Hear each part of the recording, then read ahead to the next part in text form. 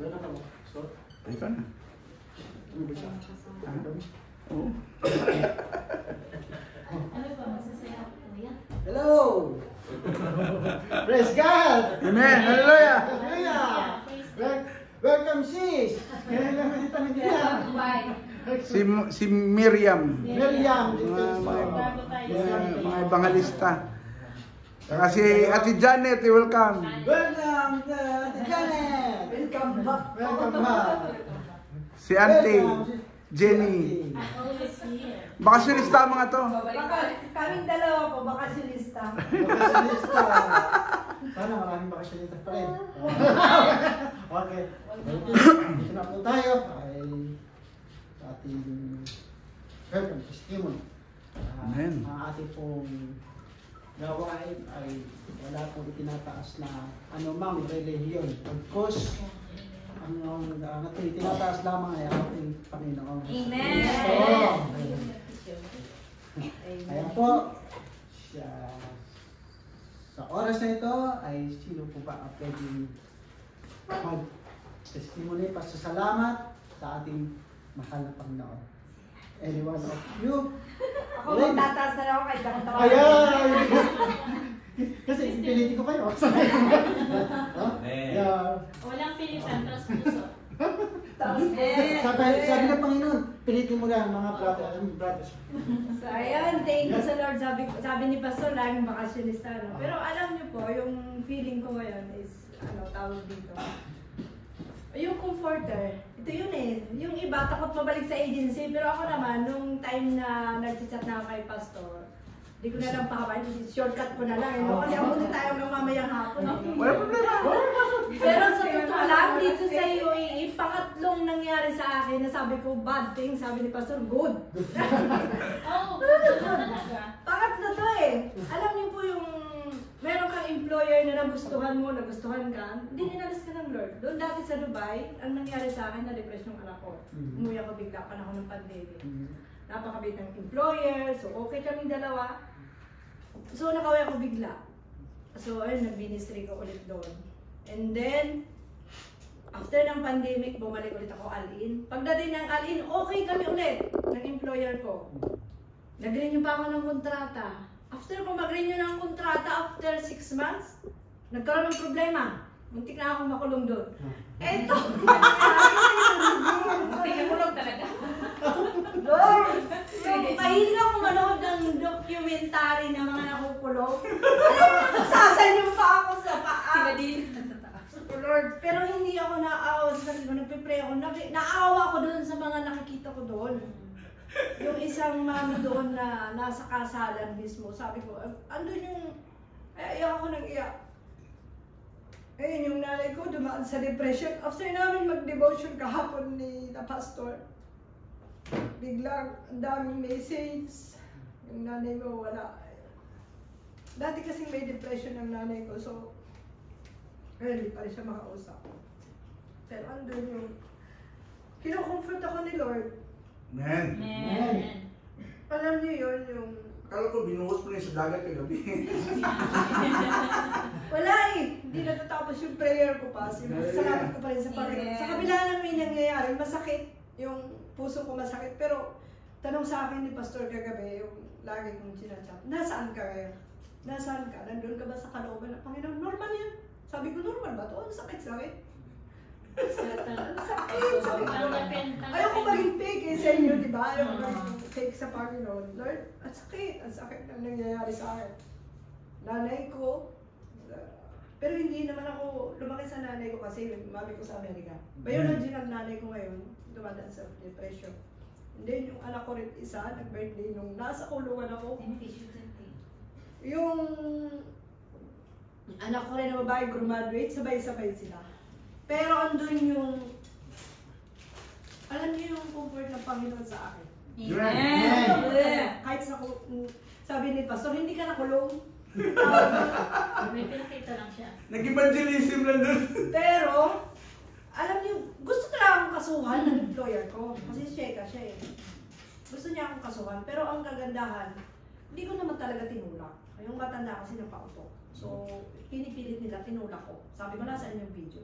So, sabi ng pulis, dalawa yung boss mo, yung isa gusto mo ipakulong, yung isa iniligtas ka. So, sino gusto nyo? Sino Amen. Praise Andun, God. sabi ko, hindi, niligtas pa rin ako ng Lord. Amen. Amen. Ayun, doon sa kulungan, nagra-round ako ng nagra-round. Pero maganda yung kulungan. Hindi ako nang iniyak. Sa presinto na nakataka yung paa mo. Nakapo sa sba, ang bigat, ang sakit. Tapos nakikita ko yung iba naglalakad na gano'n. Siyempre, iba't ibang kaso. Pero, ang sakit pala nung makulong kami. Kasi yung kapatid ko nasa kulungan eh.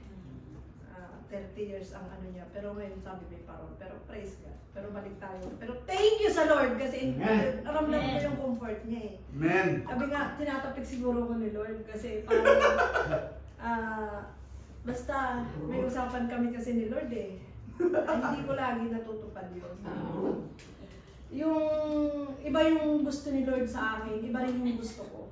Alam niyo yung ibig ko sabihin. Mayroon akong sariling will, pero si Lord may will talaga siya sa akin. Hindi ko pa nagagawa. Sabi ko, Lord, andun yung patawad, comfort niya, kaya hindi natatapos tong iyak, tong pasasalamat ko sa Panginoon. So, binabalik ko ang lahat ng papuri, pasasalamat sa Panginoon. Thank you. Amen. So, yung bakasyon, andun yung paghipo ng Lord sa akin. Sa dami ng problema, pero sabi nga sa 1 Corinthians 10:13, yung binigay sa akin ni Lord, walang taong hindi dumanas ng pagsubok. Yes. Amen. Nandyan siya. Kasama Amen. siya para tayo ay samahan. Hallelujah. Amen. Ayun. Maraming salamat sa sister. Ayan. Ito talaga mo sa Kaya nga po ang Panginoon yung sa lahat ng problema nating pinagdaraanan ay may purpose ang Panginoon. Amen. Amen. Hindi lahat ng bagay ibibigay sa atin ng maluwag agad. Pag hiling mo, eto na agad. No. Yes. Itetest tayo ng Panginoon talagang lahat ng pagsubok. Lahat ng paghirapan natin ang bawat pa sa Panginoon. Kasi doon niya inaano yung pagiging matatag natin sa Panginoon. Yan po na tayo. Kasi yung iba, simpleng problema lang, ayaw na, give up na agad, nawawala na sa Panginoon. Pero tayo mga kapatid, nanak na ng Diyos, talagang kahit ano ba, biro mo, ang hirap nun, mga sisters and brothers and pastor, ang hirap nun nung nakakulong talaga, yung mga hayop na nakakulong, nagtutumiglas, na gustong makalaya, di ba? Na gustong malaya sila, na ganun din tayo, siyempre lalo na tayo. At sino pa ba ang gusto pong magano? Maraming salamat po. At kay sister, you want anything? Pasasalamat? Hindi na. Yun? Ikaw. Oo, ayan. Hindi ko natatawa sa Salamat hindi na. Hindi po. So, magandang umaga sa ating lahat. Praise God, nandito tayong lahat. Makasinista. Lagi naman akong nandito at hindi na bago sa inyo yung pagmumukha. Hindi nagsasawa na. Oo, talaga. At hindi nagsasawang si God na tawagin ako palagi dito sa bahay niya. Sa haba ng panahon, tinawag niya uli ako when I was 14. Amen. Kalimutan ko siya, pero binalik pa rin ako ni God dito. Dito niya talaga ako binalik. Holy ka. No, promise. Kasi noon, since when I was 11 years old, nagkatikista sa Catholic Church. So, to make it short, dito na ako sa UAE. Pero nag-born again ako dun sa amin, 14 years old. Kasi, pumasok ako na, ano bang tawag doon? Nagsiserve, servidora. Pagka-graduate ng elementary, nag-serve na kaagad sa restaurant. Ang beauty ninyo, di ba? Actually, dito tayo sa UAE. Napakasaya ko kasi 3 weeks before, bago nangyari yung pagbalik sa akin sa agency, hindi ako iiyak kasi iniyak ko na lahat kay Lord. Sa 3 weeks na yun, dumating sa punto na hindi na ako nagpe-pray kay God. Hindi na ako yung katulad ng dati na ginagawa ko na talagang nagpe-pray ako sa Kanya, lumulunod ako, Lord, thank you sa lahat. Nung time na yon, nahihiga na lang ako. Tumutulo yung luha ko, sabi ko, Lord, kung ano na lang yung will mo. Kasi naramdaman ko na eh. Umabot na sa punto na gusto ko nang tumawag kay Nunoy. Kasi yung positive mo na 101%, dumating na sa 20% na lang. Oo, naramdam ko talaga. Malalaban na. Oo, paluwad na ako. Sabi ko, Lord, yun na lang, sa 3 weeks na yun, mga brothers and sisters, sa 3 weeks na yun, iniyak ko talaga yun. Umihiga ako, umiyak ako, Lord, kung ano na lang yung will mo. Dumating sa point na, yun na talaga. Nag-give, siguro, will naman talaga ni Lord yun. Kasi pinag-pray ko talaga, Lord, alam mo kung ano laman ng puso ko. Pagod na pagod ako, sabi ko. Hindi ako pagod sa katawan, pagod yung utak ko, pati yung puso ko. Kasi pakiramdam ko na sa 3 pato ako na nag-uumpugan. So sabi ko, Lord, saan ba talaga ako? So yun na lang tanging hiling ko sa Kanya. Umaga, pagising ko, hanggang sa gabi sa pagtulog ko, Lord, kung ano na lang yung will mo para sa akin. So tinawag ako, o din Lord, masaya ako na malungkot. Kasi 1 year na ako dun eh. Nagustuhan ko na sila. Actually, nagustuhan ko sila. Pero dumating na talaga sa point na siguro si Lord na lang ang gumawa ng paraan para na, okay, hindi to para sa'yo. Diba? Naniniwala talaga ako sa tawag ng Panginoon. Yes. Naniniwala ako kasi 14 years old pa lang ako noon ah. Pumasok ako ng Baptist. Pumasok ako ng Sabadista. Pumasok ako ng Iglesia ni Cristo, pero wala sa puso ko yung peace of mind. Hinanap ko talaga si Lord. Dumating sa punto na sinunod ng tatay ko, lahat ng Biblia ko. Totoo yun. Nagtampa ako, naglayas ako. Diba? Thank you, Lord. Tinawag ko ako dito sa paanan mo. Praise God. Amen. Yun ang tanging dalangin ko. Binabalik ko sa Kanya lahat, pati buhay ko. Amen. Amen. Thank you, Lord. Yun lang.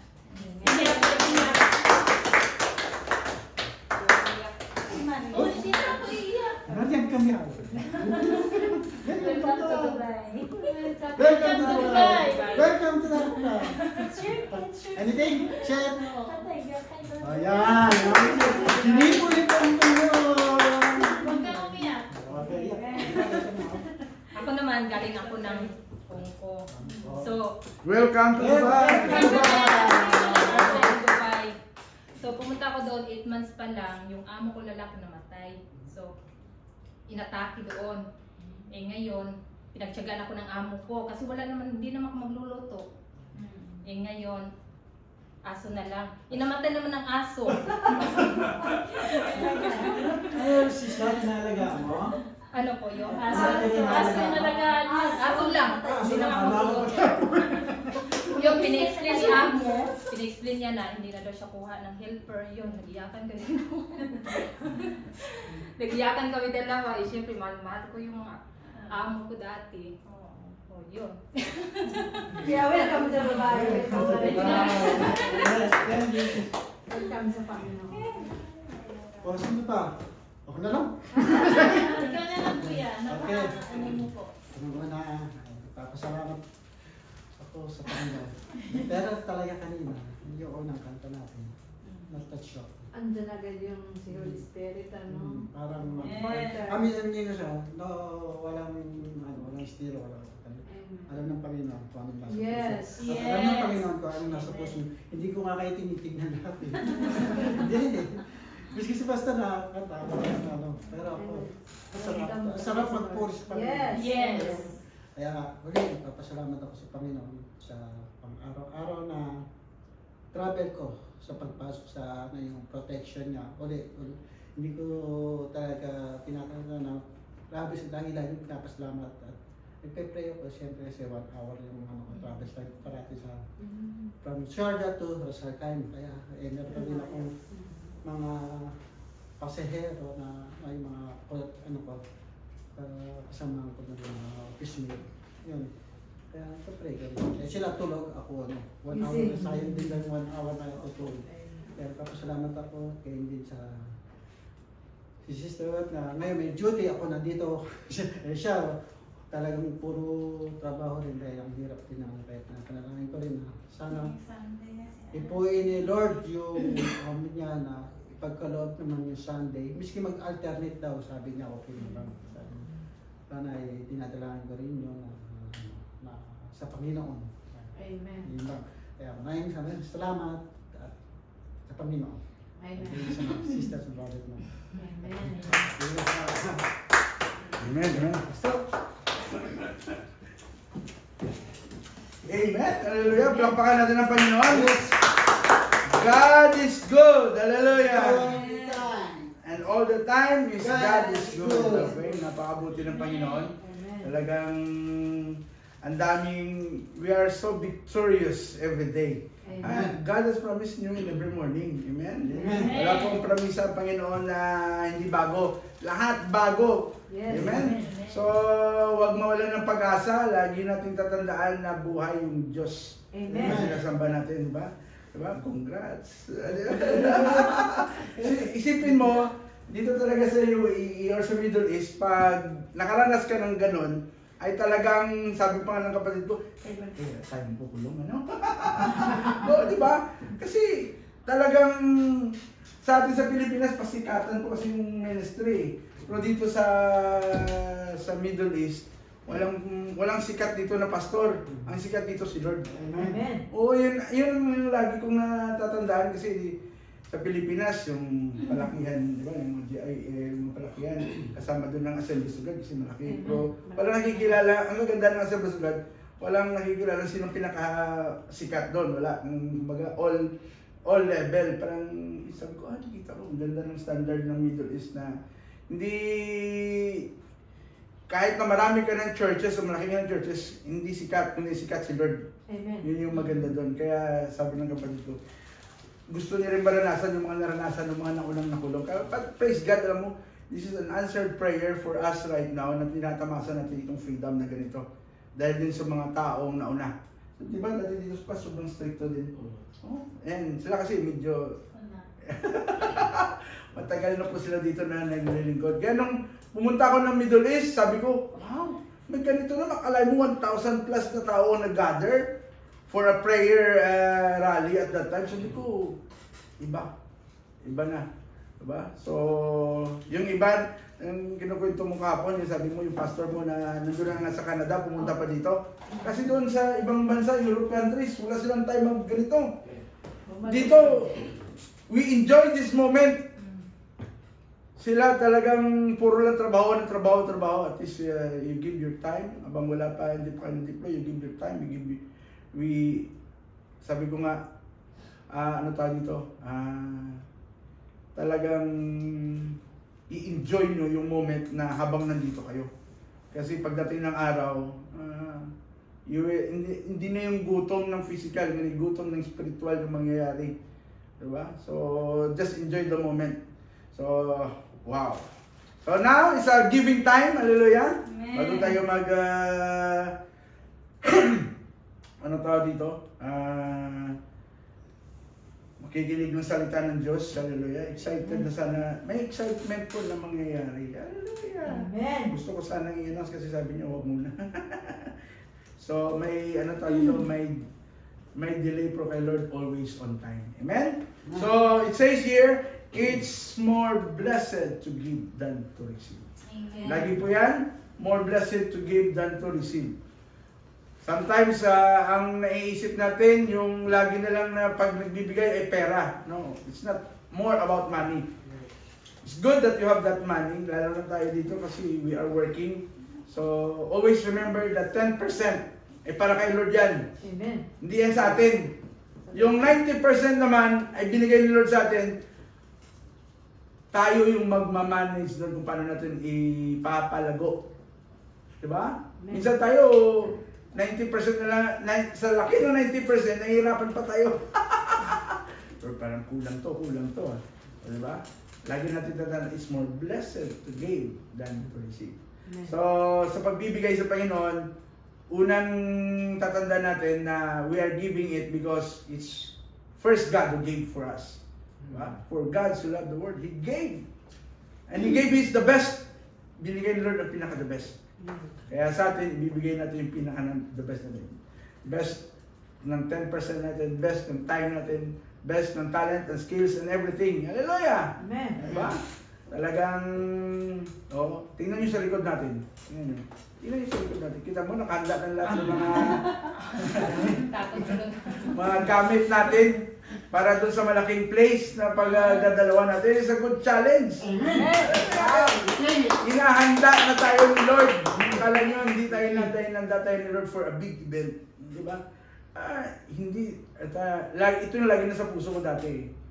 Kung yung church na pinanggalingan namin ay nagsimula ng 5 to 25 person, ay alam ko ay mangyayari din sa atin. We started 5, sobrang nag-umpisa na kami, almost nasa 20 kasi lahat ng mga nasa accommodation dinadala ko eh. Pero ngayon, because yung sino lang ang willing, kasi yung iba nagre-reklamo, talagang buhay ang Diyos natin, may nagre-reklamo. Ayaw nilang mabago ang buhay. Ayahan natin. Pero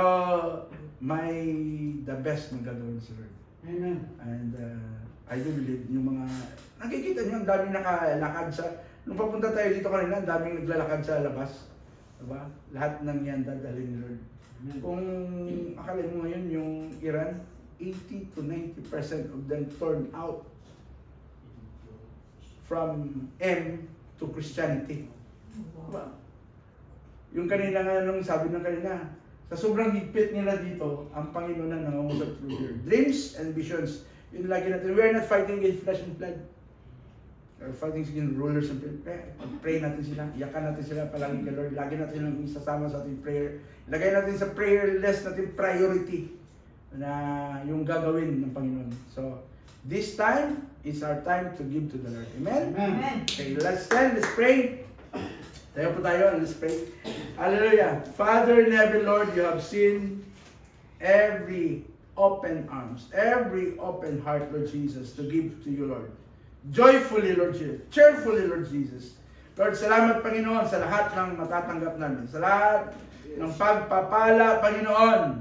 Pagpapalang siksik, liglig at umaapaw, Panginoon. Thank you, God, for giving us a generous heart. Because you, first, Lord Jesus, is a generous God, Lord Jesus. Salamat, Panginoon, sa umaga nito, Panginoon. We offer everything to you, Lord. In Jesus' name. Amen. Amen. Amen. So, yan po lang ating basket. And let's welcome yung birthday girl.